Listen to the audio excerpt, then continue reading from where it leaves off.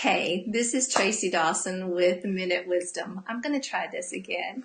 So, have you, when it comes to helping others, have you struggled to discern what is best and right, or what your responsibility might actually be? I've been asked this question before, and it's a tough one because we must balance doing what is right and our calling to help those in need, while also not hindering someone's growth or enabling destructive behaviors. We must also carefully weigh the risk we take personally when we help someone out. Here's an example.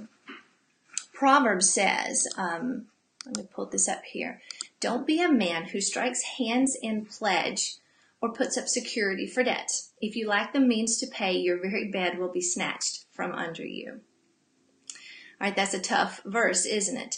Now, in this example, we're warned not to put up security for a stranger's debts. That is, not to guarantee or assume responsibility for another person's debts, because if they default, it comes back on us. If we can't cover it, then we stand to lose the most. This is not to discourage us from helping one another. It's a warning not to be foolish as we do it.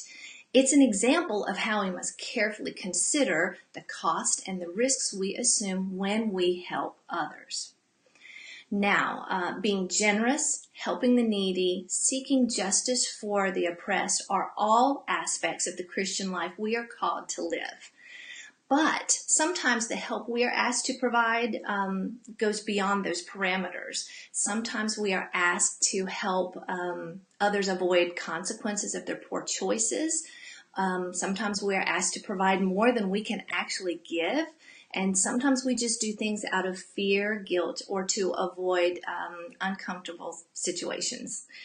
This is where it gets difficult to discern how to truly help someone, because oftentimes the help they really need is in persevering through the trial, the hardship, or the difficulty, not in avoiding it.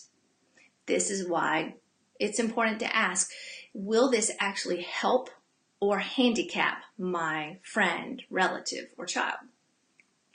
If you would like to read my post, hop over to my blog at crowningwisdom.com, where I've written how to helping others without handicapping them.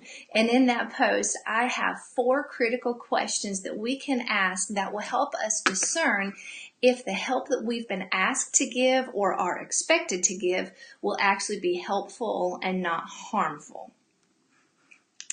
I'm Tracie Dawson. I thank you for watching, and if you would like to know more, please hop over to my blog at crowningwisdom.com. I would love for you to subscribe, and there you can read more about how we can apply God's unchanging wisdom to a rapidly changing world, because it's only through the power of Jesus Christ that we can live wise and live well.